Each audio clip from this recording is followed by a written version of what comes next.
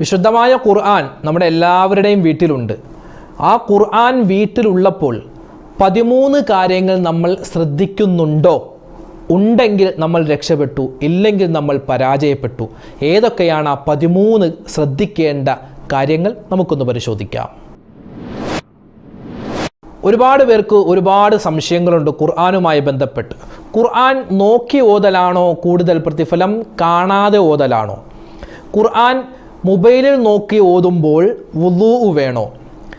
കീറിപ്പോയ ഖുർആനുകൾ എന്ത് ചെയ്യണം?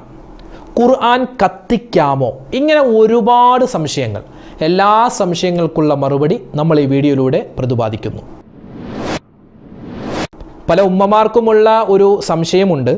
ഖുർആൻ എടുക്കണമെങ്കിൽ ശുദ്ധി വേണമെന്നറിയാം. ഇപ്പോൾ അത്യാവശ്യ ഘട്ടത്തിൽ നമ്മൾ ഖുർആൻ എടുത്ത് മാറ്റാൻ വുളൂ ഇല്ല. ആ സമയത്ത് കുറച്ച് തുണികൾ കൂട്ടിപ്പിടിച്ച് അല്ലെങ്കിൽ കുറച്ച് പത്രക്കടലാസ് കൂട്ടിപ്പിടിച്ച് ഖുർആൻ എടുത്ത് മാറ്റാമോ? അങ്ങനെ മാറ്റുന്നത് കൊണ്ട് കുഴപ്പമുണ്ടോ? അല്ലെങ്കിൽ നമ്മുടെ വീട്ടിൽ ചെറിയ മക്കളുണ്ട്, ആ മക്കളെ കൊണ്ട് അവർക്ക് വുളൂ ഇല്ല, ആ മക്കളെ കൊണ്ട് ഖുർആൻ എടുത്ത് മാറ്റിപ്പിക്കാമോ? അതൊരു സംശയമാണ്. എന്താണ് അതിൻ്റെ ഉത്തരം?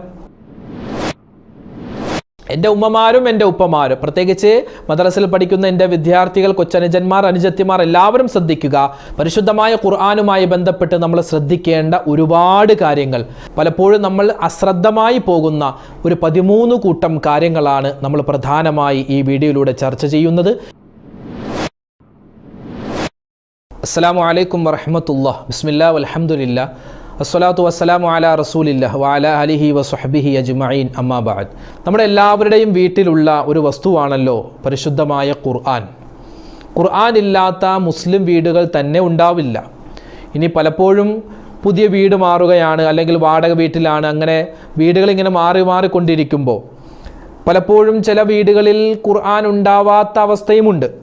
എന്നാലും ഖുർആൻ മൊബൈലിൽ ഇല്ലാത്ത മുസ്ലിമീങ്ങൾ വളരെ കുറവായിരിക്കും. ഏത് മുസ്ലിമിൻ്റെ ഫോൺ എടുത്ത് നോക്കിയാലും ഖുർആനിൻ്റെ ഒരു ആപ്ലിക്കേഷൻ ഒരു പക്ഷേ അവൻ്റെ കയ്യിൽ ഉണ്ടാവും. ഖുർആൻ ഓതണം, ഖുർആനിനോട് ബഹുമാനവും ആദരവും, ഖുർആൻ എൻ്റെ ഒരു കൂട്ടുകാരനാണ് എന്ന് മനസ്സിൽ തോന്നുന്ന ഏതെല്ലാം മുസ്ലിം ഉണ്ടോ അവരുടെ എല്ലാവരുടെയും ഫോണിലും ആ ഒരു ഖുർആനിൻ്റെ ആപ്ലിക്കേഷൻ ഉണ്ടാകും. ഇനി ഖുർആൻ ആപ്ലിക്കേഷൻ ഇല്ലാത്ത ഒരാൾക്ക് ഒരു ഫോണുണ്ട്, അല്ലെങ്കിൽ ഒരു വ്യക്തി അങ്ങനെ വലിയ മോശക്കാരനാണ് എന്നല്ല പറഞ്ഞു വന്നത്. പരിശുദ്ധമായ ഖുർആനുമായിട്ടുള്ള ബന്ധം അതികഠിനമാവണം, വലിയ സുദൃഢമായ ബന്ധമാവണം. ഇന്നത്തെ വീഡിയോയിൽ നമ്മൾ പ്രധാനമായും പരിശോധിക്കുന്നത് പരിശുദ്ധമായ ഖുർആൻ, ആ ഖുർആനിനോട് നമ്മൾ ചെയ്യേണ്ട, നമ്മൾ പുലർത്തേണ്ട 13 മര്യാദകളുണ്ട്. ഈ 13 മര്യാദകൾ ഏതൊക്കെയാണ്? ഇതിൽ നമ്മൾ ഏതൊക്കെ മര്യാദകൾ ഖുർആനിനോട് ചെയ്യാറുണ്ട് എന്ന് നമുക്കൊന്ന് പരിശോധിക്കാം. പരിശുദ്ധമായ ഖുർആൻ, മുസ്ഹഫ്, ഒന്നെങ്കിൽ ഖുർആൻ എന്ന് പറയാം, അല്ലെങ്കിൽ മുസ്ഹഫ് എന്ന് നമുക്ക് പറയാം. മുസ്ഹഫ് ഓതുന്നതിന് നമുക്ക് വുളൂ വേണ്ട, ഖുർആൻ ഓതുന്നതിന് നമുക്ക് വുളൂ വേണ്ട. പക്ഷേ ഖുർആൻ ഓതുന്നതിന് നമുക്ക് വലിയ അശുദ്ധിയിൽ നിന്നുള്ള ശുദ്ധി വേണം. അതായത് ജനാപത്തുകാരനാണ്, അല്ലെങ്കിൽ ഒരു പെണ്ണ്, ഒരു സ്ത്രീ, അവൾ ആർത്തവകാരിയാണ് എങ്കിൽ പരിശുദ്ധമായ ഖുർആൻ ഓതാൻ പാടില്ല, ഹറാമാണ്. പുരുഷന്മാരെ ജനാപത്തുകാരനാണെങ്കിൽ അവനിക്ക് ഖുർആൻ ഓതാൻ പാടില്ല. ഓതാൻ മാത്രമല്ല, ആർത്തവകാരിക്കും ജനാപത്തുകാരിക്കും ഖുർആൻ ഓതലും ഖുർആൻ തുടലും ഖുർആൻ ചുമക്കലും എന്താണ്? ഹറാമാണ്, ചെയ്യാൻ പാടില്ല. പിന്നെ വുളൂ ഇല്ലാത്തവൻ, അതായത് ചെറിയ അശുദ്ധിക്കാരന് ഖുർആൻ ഓതാം, കുഴപ്പമില്ല, പക്ഷേ ഖുർആൻ തൊടാനോ ചുമക്കാനോ പാടുള്ളതല്ല. അപ്പോൾ പറഞ്ഞു വന്നത്, പരിശുദ്ധമായ ഖുർആൻ, പരിശുദ്ധമായ മുസ്ഹഫ്, അത് നമുക്ക് തുടണമെങ്കിൽ, അത് ചുമക്കണമെങ്കിൽ, നമ്മുടെ കൈകളിൽ വെക്കണമെങ്കിൽ എന്ത് വേണം? വുളൂ നിർബന്ധമാണ്. എന്നാൽ ഇന്നത്തെ കാലത്ത് മൊബൈൽ ഫോൺ വന്നതോടുകൂടി ആ ഒരു പ്രയാസം നമ്മൾ മാറ്റിവെക്കുകയാണ്. പല ആളുകളും ചോദിക്കാറുണ്ട്, ഉസ്താദെ ഖുർആൻ ഓതുമ്പോൾ എന്ത് വേണം? വുളൂ വേണം. മൊബൈലിൽ ഖുർആൻ ഓതുമ്പോൾ വുളൂ വേണ്ട. അതൊരു മസലയാണ്. കാരണം ഇത് പരിശുദ്ധമായ ഖുർആൻ, ഇത് ഗ്രന്ഥമാണ്. ഇത് കൈകൊണ്ട് തൊടണമെങ്കിൽ എന്ത് വേണം? വുളൂ വേണം, ശുദ്ധി വേണം. എന്നാൽ ഇതെന്ന് പറഞ്ഞാൽ ഇത് ഖുർആനല്ല. ഇതിൻ്റെ ഏറ്റവും ആത്യന്തികമായ ലക്ഷ്യമെന്ന് പറഞ്ഞാൽ കോൾ വിളിക്കുക, മെസ്സേജുകൾ അയക്കുക, നമ്മുടെ ഇടപാടുകളൊക്കെ നടത്തുക, അതാണ്. പിന്നെ അതിൻ്റെ ഇടയിൽ ഒരു ആപ്ലിക്കേഷനായി നമ്മൾ ഖുർആൻ കയറ്റിയിട്ട് ഓതുന്നു. അപ്പം അതുകൊണ്ട് എന്ത് ചെയ്യാം, ഇതിന് നമുക്ക് വുളു വേണ്ട, അതാണ് ഇതിൻ്റെ മസ്അല. വുളു ഇല്ലാത്തവനും ഖുർആൻ എന്ത് ചെയ്യാം, മൊബൈലിൽ നോക്കി ഓതാം, മൊബൈൽ കയ്യിൽ പിടിച്ചിട്ട് നോക്കി ഓതാം, കുഴപ്പമൊന്നുമില്ല. പക്ഷേ ഖുർആൻ നോക്കിയാണ് ഓതുന്നതെങ്കിൽ, ഖുർആൻ കയ്യിൽ പിടിക്കണമെങ്കിൽ അവനിക്ക് വുളു നിർബന്ധമാണ്. ഒരു മനുഷ്യൻ പരിശുദ്ധമായ ഖുർആൻ ഓതുകയാണ്, അവനിക്ക് സൂറത്തുൽ യാസീൻ കാണാതെ അറിയാം. അവൻ്റെ ഉമ്മയുടെ വാപ്പയുടെ ഖബറിൻ്റെ അടുക്കൽ നിന്ന് അവൻ ഖുർആൻ ഓതുന്നു, സൂറത്ത് യാസീൻ ഓതുന്നു. ആ മനുഷ്യന് കാണാതെ ഖുർആൻ ഓതുന്നതിനേക്കാൾ ശ്രേഷ്ഠമായത് എന്താണ്, കണ്ട് ഖുർആൻ ഓതലാണ്. കണ്ട് ഖുർആൻ ഓതുക എന്ന് പറഞ്ഞാൽ അവിടെ മുസ്ഹഫ് കിട്ടുകയാണെങ്കിൽ പരിശുദ്ധമായ ഖുർആനിൽ തന്നെ നോക്കി ഓതൽ വളരെ പുണ്യമാണ്. ഇനി അതിന് സാധിക്കുന്നില്ല, ഈ യാസീൻ സബീന എന്ന് പറഞ്ഞ ചെറിയ യാസീൻ മാത്രമുള്ള ഒരു ഏട് പോലെ ഉണ്ടാകും, അത് നോക്കി ഓതലും പുണ്യമാണ്. ഇനി അത് രണ്ടും കിട്ടുന്നില്ല, നമ്മുടെയൊക്കെ കയ്യിൽ എപ്പോഴും അവൈലബിൾ ആയിട്ടുള്ള മൊബൈൽ, ഈ മൊബൈലിൽ നോക്കിയിട്ട് നമുക്ക് എന്ത് ചെയ്യാം, സൂറത്ത് യാസീൻ ഓതാം. കാണാതെ ഓതുന്നതിനേക്കാൾ വലിയ പ്രതിഫലമാണ് കാണാതെ അറിയാവുന്നവനും കണ്ട് ഓതുക. അത് മഹാന്മാർ പ്രത്യേകം രേഖപ്പെടുത്തുന്നുണ്ട്. എത്രമാത്രം, ഖുർആൻ കാണാതെ ഓതുന്നവനേക്കാൾ 7 ഇരട്ടി പ്രതിഫലമുണ്ട് പരിശുദ്ധമായ ഖുർആൻ മുസ്ഹഫ് നോക്കി ഓതുമ്പോൾ അവനിക്ക് കിട്ടുക. 7 ഇരട്ടി പ്രതിഫലമാണെന്നാണ്. അള്ളാഹു അതൊക്കെ കരസ്ഥമാക്കാനുള്ള തൗഫീക്ക് നമുക്ക് നൽകി അനുഗ്രഹിക്കുമാറാവട്ടെ. മഹാന്മാരായ സ്വഹാബിമാർ അവരെല്ലാവരും പരിശുദ്ധമായ ഖുർആൻ നോക്കി ഓതാൻ വളരെയധികം ശ്രദ്ധിച്ചിരുന്നു.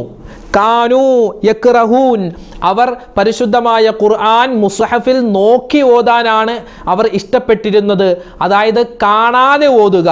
ഒരു ദിവസമെങ്കിലും പരിശുദ്ധമായ ഖുർആൻ നോക്കി ഓതാതിരിക്കൽ അവർ വെറുത്തിരുന്നു എന്ന് മഹാന്മാര് അവരുടെ കിതാബുകളിലൊക്കെ രേഖപ്പെടുത്തി വെക്കുന്നുണ്ട്.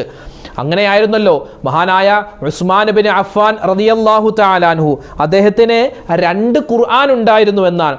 ആ 2 ഖുർആനും മഹാനവറുകൾ ഓതുമ്പോൾ ഓരോ പേജും ഇങ്ങനെ മറിക്കുമല്ലോ, അങ്ങനെ മറിച്ച് പേജുകൾ മറിച്ച് ഓതി ആ മുസ്ഹഫ് 2ഉം കീറിപ്പറിഞ്ഞ, നമ്മുടെ നാടൻ ഭാഷയിൽ പറഞ്ഞാൽ കീറിപ്പറിഞ്ഞ അവസ്ഥയിലായിരുന്നു. കീറി എല്ലാ പേജുകളും ഇങ്ങനെ കൈകൊണ്ട് ഇങ്ങനെ മറിച്ച് ഇങ്ങനെ ഓതി അതൊക്കെ വളരെയധികം ബലഹീനമായിരുന്നു എന്ന് മഹാനവറുകളുടെ ചരിത്രം പറയുമ്പോൾ നമുക്ക് കാണുവാൻ സാധിക്കും. അദ്ദേഹം അവസാനം പരിശുദ്ധമായ ഖുർആൻ മുസ്ഹഫ് ഇങ്ങനെ നോക്കി ഓതുന്ന സമയത്താണല്ലോ പിറകിലൂടെ ശത്രുക്കൾ വന്ന് അദ്ദേഹത്തെ കൊലപ്പെടുത്തുന്നത്. ആ സമയത്ത് അദ്ദേഹത്തിൻ്റെ രക്തം വിശുദ്ധമായ ഖുർആനിൽ വീണു എന്നും നമുക്ക് ചരിത്രത്തിൽ കാണുവാൻ സാധിക്കും. അതുകൊണ്ട് ഖുർആൻ കാണാതെ ഓതുന്നതിനേക്കാൾ ഏറ്റവും നല്ലത് കണ്ട് ഖുർആൻ ഓതലാണ്. ഇന്ന് വളരെയധികം സ്റ്റാറ്റസായി മാറിയിരിക്കുന്നു കാണാതെ ഖുർആൻ ഓതുക. വളരെ പൊട്ടത്തെറ്റായിരിക്കും, എന്നാലും കാണാതെ ഖുർആൻ ഓതുക എന്ന് പറഞ്ഞാൽ ഇന്നൊരു സ്റ്റാറ്റസിൻ്റെ ഭാഗമായി മാറി. ഇപ്പോൾ എല്ലാവരും കൂടിയിരിക്കുന്ന സദസ്സിൽ ഒന്ന് ഖുർആൻ എടുത്ത് ഓതിയാൽ, യാസീൻ ഓതുമ്പോൾ ഖുർആൻ എടുത്ത് നോക്കി ഓതിയാൽ, അയാൾക്ക് യാസീൻ കാണാതെ അറിയാൻ പാടില്ല എന്ന് തെറ്റിദ്ധരിക്കുന്ന ഒരു അവസ്ഥയിലേക്ക് മാറിയിരിക്കുന്നു. അങ്ങനെയല്ല, പണ്ടുള്ള മഹാന്മാരായ മഹത്തുക്കളായ ആളുകളൊക്കെ എത്ര വലിയ സദസ്സാണെങ്കിലും ചെറിയ സദസ്സാണെങ്കിലും ഖുർആൻ കയ്യിൽ കരുതുമായിരുന്നു. മാത്രമല്ല ഓതുന്ന സമയത്ത് അവർ സൂറത്ത് യാസീനും അതുപോലെ ഏത് സൂറത്ത് ഓതിയാലും നോക്കിയിട്ട് ആ ഖുർആൻ നോക്കിയിട്ട് ഓതുമായിരുന്നു. അതിന് വലിയ പ്രതിഫലമുണ്ട്, 7 ഇരട്ടി പ്രതിഫലമുണ്ട് എന്ന് പോലും മഹാന്മാർ അവരുടെ കിതാബുകളിൽ രേഖപ്പെടുത്തുന്നുണ്ട്. ഇനിയാണ് നമ്മുടെ വിഷയത്തിൻ്റെ മർമ്മത്തിലേക്ക് നമ്മൾ വരുന്നത്. ഒരാള് ഖുർആനുമായി ബന്ധപ്പെട്ട് 13 കാര്യങ്ങൾ ശ്രദ്ധിക്കേണ്ടതുണ്ട്. 13 കാര്യങ്ങൾ. ഒന്നാമത്തെ കാര്യം, ലാ യമസ്സുഹു ഇല്ലൽ മുതഹ്ഹറൂൻ. ഒന്നാമത്തെ കാര്യം എന്താണ്? പരിശുദ്ധമായ ഖുർആൻ ശുദ്ധിയോടുകൂടിയായിരിക്കണം തൊടേണ്ടത്. ശുദ്ധിയില്ലാത്ത ആളുകൾ ഖുർആൻ തൊടാൻ പാടില്ല. ഇപ്പോൾ നമ്മളെ ഭൂരിഭാഗം ആളുകളും എന്താ ചെയ്യാറ്? നമ്മുടെ മേശപ്പുറത്ത് ഖുർആൻ ഇരിപ്പുണ്ടാകും, അല്ലെങ്കിൽ നമ്മുടെ ഷെൽഫിൽ ഖുർആൻ ഇരിപ്പുണ്ടാകും. പെട്ടെന്ന് ഇതെടുത്ത് മാറ്റിയേക്കാം എന്ന് പറഞ്ഞ് വുളു ഒന്നും ഉണ്ടാവില്ല. ആ വുളു ഇല്ലാതെ തന്നെ ഖുർആൻ എടുത്ത് അങ്ങോട്ടും ഇങ്ങോട്ടും മാറ്റി വെക്കുന്ന ഒരു കാഴ്ച നമ്മുടെ വീടുകളിലൊക്കെ കാണാറുണ്ട്. അത് ചെയ്യാൻ പാടില്ല. ഖുർആൻ തൊടണമെങ്കിൽ എന്ത് വേണം? വുളു വേണം. അല്ലെങ്കിൽ ഖുർആൻ ഇപ്പോൾ നമ്മളതെടുത്ത് മാറ്റിയില്ല എങ്കിൽ ആ പരിശുദ്ധമായ മുസ്ഹഫ് എന്തായി പോകും? കത്തിപ്പോകും, തീയിലേക്ക് വീഴാൻ പോകുന്നു. ആ സമയത്ത് എന്താണ്, നമ്മൾ ഒളു എടുത്തിട്ട് വന്നാൽ അത് കത്തിത്തീരും. അങ്ങനെയുള്ള സാഹചര്യമാണ് എങ്കിൽ പെട്ടെന്ന് തന്നെ നമുക്കതെടുത്തു മാറ്റാം. അല്ലെങ്കിൽ അത് നമ്മൾ എടുത്ത് മാറ്റിയില്ലെങ്കിൽ വെള്ളത്തിൽ ഒലിച്ചു പോകും. അങ്ങനെയുള്ള ഒരു സാഹചര്യമാണെങ്കിൽ വേഗത്തിൽ വുളു ഒന്നും നോക്കണ്ട, പെട്ടെന്ന് തന്നെ നമുക്കത് എടുത്ത് മാറ്റി വെക്കാം. അല്ലാതെ ഒരു ഷെൽഫിൽ നിന്നും അടുത്ത ഷെൽഫിലേക്ക് മാറ്റി വെക്കണം എങ്കിൽ വുളു ഒന്നും ഇല്ലാതെ നമുക്ക് മാറ്റിവെക്കാൻ പാടില്ല, അത് ഹറാമാണ്. എങ്ങനെ? വുളുവോടുകൂടി ശുദ്ധിയോടുകൂടി വേണം നമുക്ക് മാറ്റിവെക്കാൻ. ആ കാര്യം ശ്രദ്ധിക്കുക. ഇവിടെ നമ്മൾ ചേർത്ത് പറയേണ്ട മറ്റൊരു കാര്യമുണ്ട്. അതായത് പല ഉമ്മമാരും ഒരു ട്രിക്ക് പണി കാണിക്കും. ഇപ്പോൾ ഉമ്മമാർക്ക് ചിലപ്പോൾ വുളു ഉണ്ടാവില്ല, അപ്പോൾ ഖുർആൻ എടുത്ത് മാറ്റേണ്ട ഒരു സാഹചര്യമാണെങ്കിൽ ചെറിയ മക്കളെ, ഓതി പഠിക്കുന്ന മക്കളെ വിളിച്ചിട്ട് പറയും, ആ ഖുർആൻ എടുത്ത് അങ്ങോട്ട് വെച്ചേ, ഈ ഖുർആൻ എടുത്ത് ഇങ്ങോട്ട് വെച്ചേ.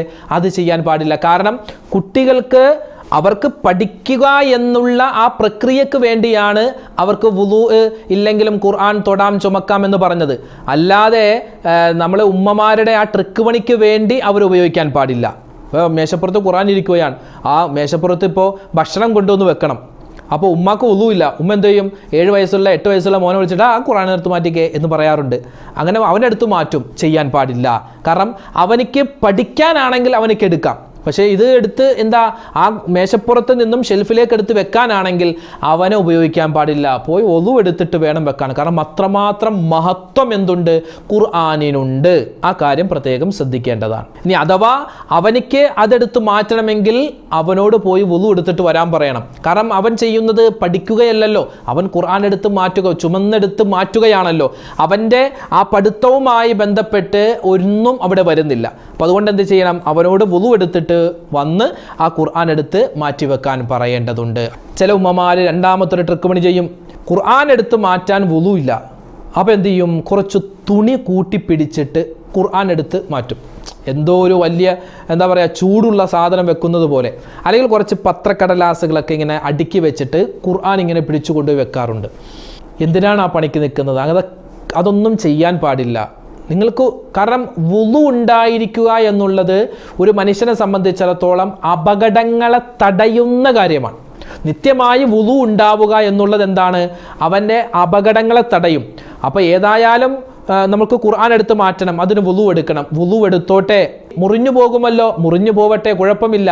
വുളു എടുക്കുമ്പോൾ നമുക്കൊരു പ്രതിഫലം കിട്ടും. പിന്നെ ഖുർആൻ എടുത്ത് മാറ്റാനാണ്, ആ ഒരു കാര്യത്തിന് വേണ്ടിയാണ് നമ്മൾ വുളു എടുക്കുന്നതെങ്കിൽ നമ്മുടെ ആ കഷ്ടപ്പാടിനും അള്ളാഹു വലിയ കൂലി നൽകും. അതുകൊണ്ട് തുണി കൂട്ടിപ്പിടിച്ചോ പത്രം കൂട്ടിപ്പിടിച്ചോ എങ്ങനെയാണെങ്കിലും ഖുർആൻ എടുത്ത് മാറ്റുകയാണെങ്കിൽ വുളു വേണം. ആ കാര്യം പ്രത്യേകം ശ്രദ്ധിക്കുക.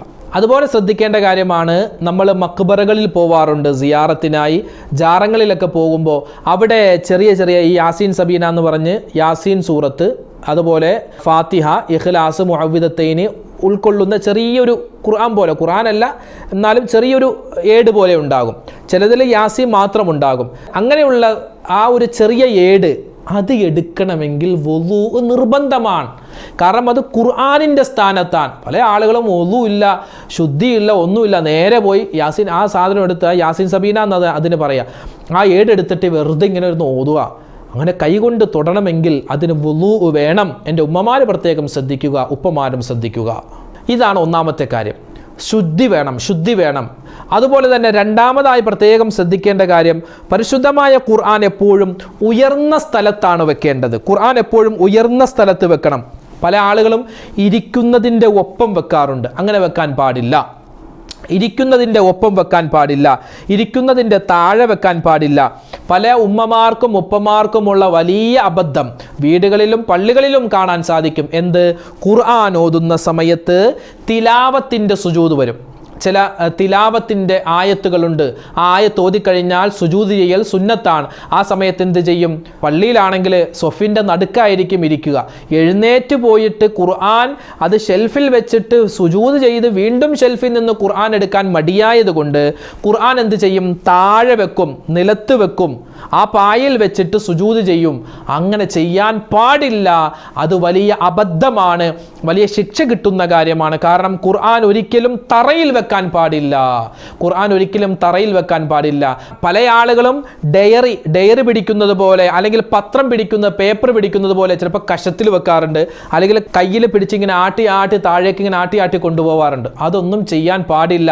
പരിശുദ്ധമായ ഖുർആൻ എപ്പോഴും നെഞ്ചോട് ചേർത്താണ് വെക്കേണ്ടത്. ഖുർആൻ എപ്പോഴും നെഞ്ചോട് ചേർത്ത് വെക്കണം. ഒരിക്കലും നമ്മുടെ മുട്ടിൻ്റെ താഴേക്ക് ഖുർആൻ കൊണ്ടുപോകാൻ പാടില്ല. അപ്പോൾ ഈ കാര്യം ശ്രദ്ധിക്കേണ്ടതുണ്ട്. ഖുർആൻ എപ്പോഴും ഉയർന്ന സ്ഥലത്താണ് വെക്കേണ്ടത്. ഉയർന്ന സ്ഥലത്തായിരിക്കാൻ പ്രത്യേകം ശ്രദ്ധിക്കുക. ചില ആളുകൾ ചമ്പളം പടഞ്ഞിരിക്കുക, പല പേരാണതിന്. ചമ്പളക്കുട്ടിയിരിക്കുക, ചമ്പളം പടഞ്ഞിരിക്കുക, അങ്ങനെ രണ്ട് കാലം ഇങ്ങനെ ഇങ്ങനെ ഇരിക്കാറുണ്ടല്ലോ. ആ രൂപം കോലം നിങ്ങൾക്ക് മനസ്സിലായിട്ടുണ്ടാകും. ചമ്പടം പറഞ്ഞിരിക്കുക എന്നൊക്കെ പറയാറുണ്ട്. പല നാട്ടിലും പല പേരൊക്കെ ആയിരിക്കും.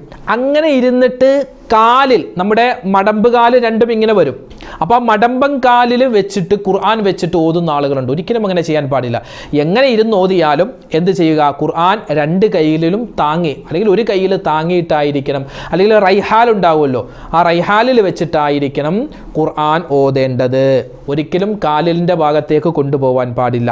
മൂന്നാമത് ശ്രദ്ധിക്കേണ്ട കാര്യം, മുസ്ഹഫിൻ്റെ നേരെ, ഖുർആനിൻ്റെ നേരെ കാല് നീട്ടാൻ പാടില്ല.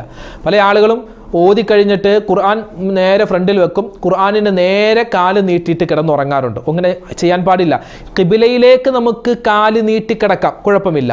കിബിലയിലേക്ക് ഏറ്റവും നല്ല കിടത്തം ഏതാണ്? കാല് രണ്ടും കിബിലയിലേക്ക് വന്ന് തല കിഴക്ക് ഭാഗത്തായിട്ട് കാല് രണ്ടും പടിഞ്ഞാറ് ഭാഗം, ഈ മയ്യത്തിനെ കിടത്തൂലേ എന്നതുപോലെയാണ് ഏറ്റവും നല്ല കിടത്തം. കാല് കിബിലയിലേക്ക് നീട്ടുന്നത് കൊണ്ട് പ്രശ്നമൊന്നുമില്ല. പക്ഷേ ആ നീട്ടുന്ന സമയത്ത് നമ്മുടെ കാലിൻ്റെ ഭാഗത്ത് ഖുർആൻ ഇരിപ്പുണ്ട് എങ്കിൽ അതെടുത്ത് മാറ്റണം, അല്ലെങ്കിൽ കിടത്തം നമ്മൾ മാറ്റണം. അങ്ങനെ കിടക്കാൻ പാടില്ല. ഖുർആനിൻ്റെ മുന്നിലേക്ക് കാല് നീട്ടാൻ പാടില്ല, മാതാപിതാക്കളുടെ മുന്നിലേക്ക് കാല് നീട്ടാൻ പാടില്ല.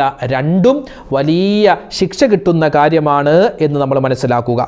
നാലാമത്തെ കാര്യം, ഖുർആനിൻ്റെ മുകളിൽ മറ്റു വസ്തുക്കൾ വെക്കാൻ പാടില്ല. ഖുർആനിൻ്റെ മുകളിൽ എൻ്റെ ഉമ്മമാരൊന്ന് ശ്രദ്ധിച്ചു നോക്കിയേ, മൗലിദ് കിതാബ് വെക്കാറുണ്ട്. അതുപോലെ തന്നെ ഏടുകൾ 999 വക, 4444 വക, ആ വകകളൊക്കെ എടുത്ത് വെക്കാറുണ്ട്. പിന്നെയോ തെസ്ബി വെക്കാറുണ്ട്, ഫോണ് വെക്കാറുണ്ട്. ഇതൊന്നും പാടില്ല, ഇതൊന്നും പാടില്ല.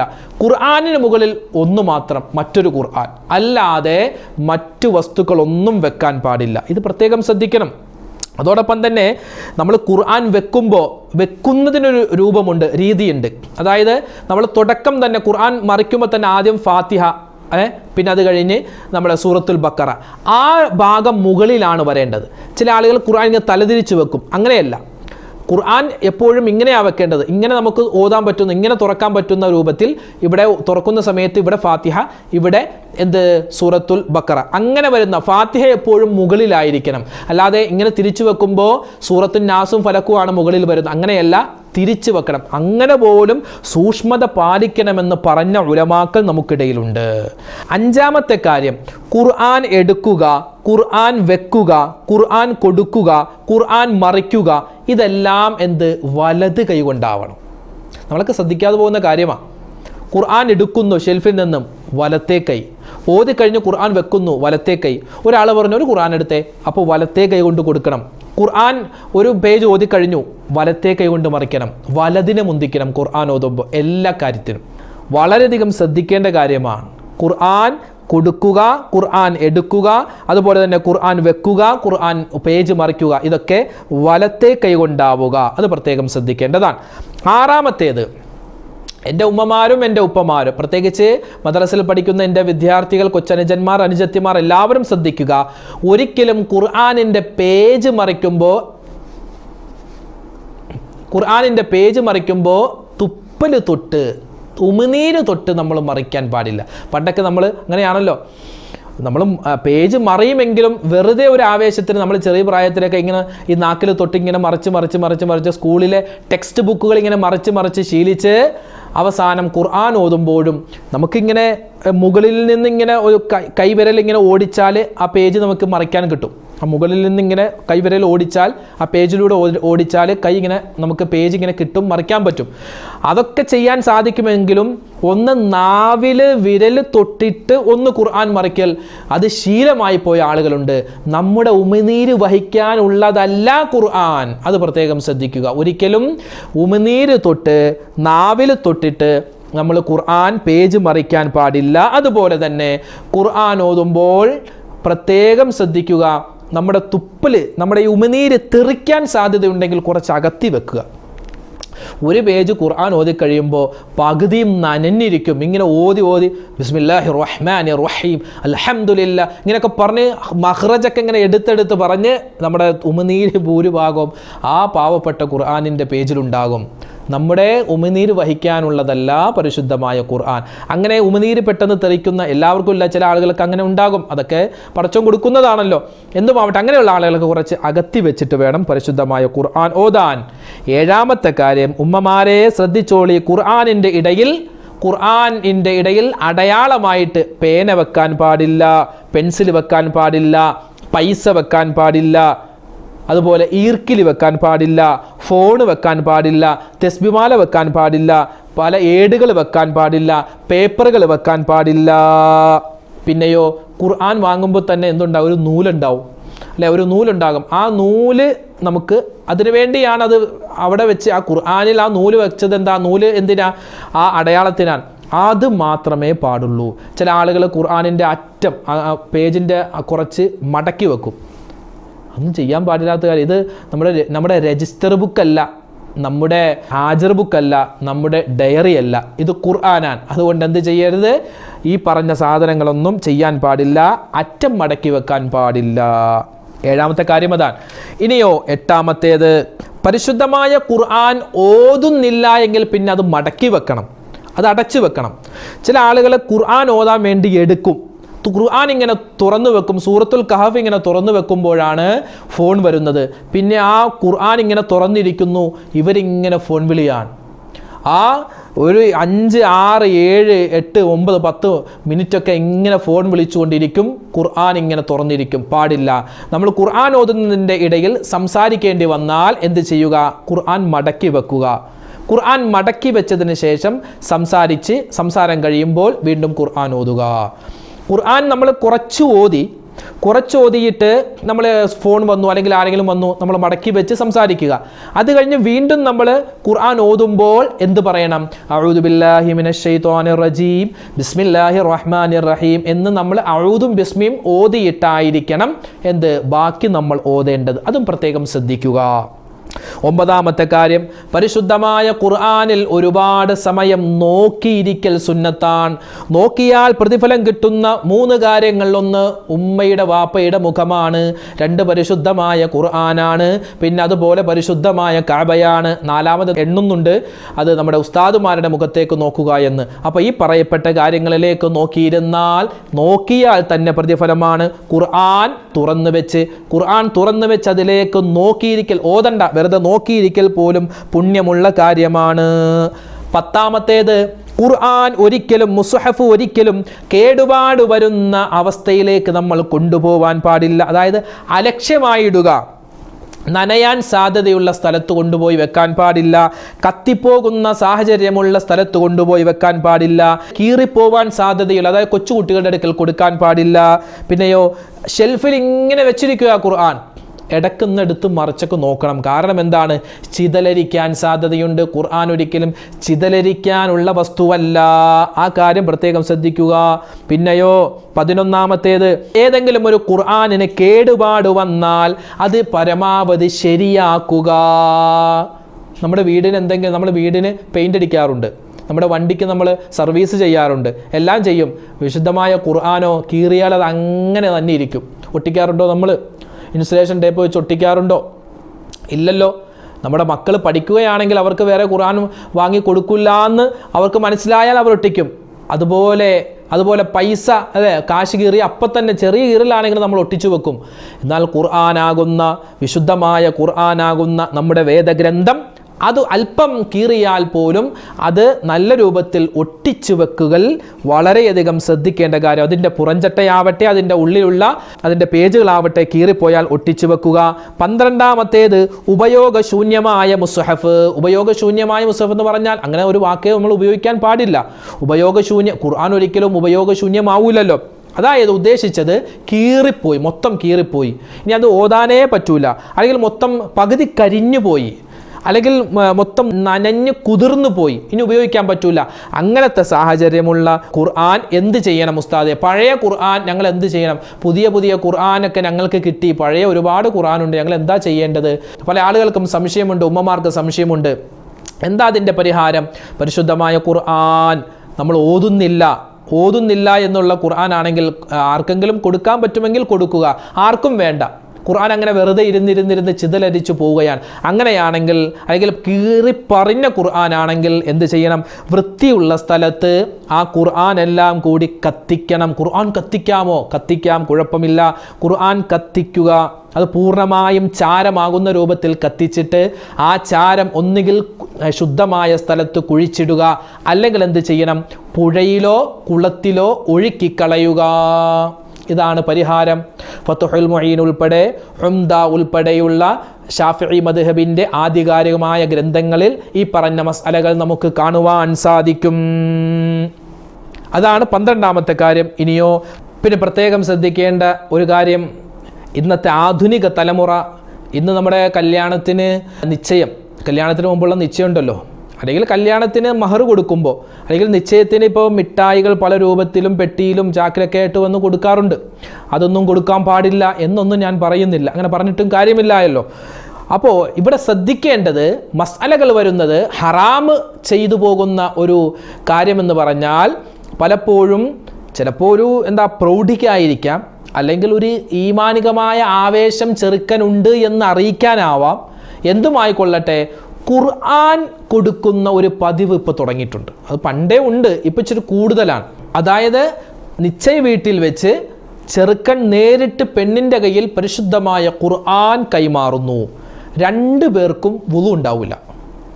അവിടെ വലിയ തെറ്റാണ് ചെയ്യുന്നത്. ഖുർആൻ കൊടുക്കുക അതല്ല തെറ്റ്, അത് നല്ല കാര്യമാണ്. ഖുർആനല്ലേ, ഏറ്റവും നല്ല മഹർ ഖുർആനാണെന്നാണ്, ഏറ്റവും നല്ല മഹർ ഖുർആനാണ്. പക്ഷേ അതിനൊരുപാട് മസ്അലകൾ വ്യത്യാസമുണ്ട്. അതൊക്കെ ഇൻഷാ അല്ലാഹ് മറ്റൊരു അവസരത്തിൽ നമുക്ക് പറയാം.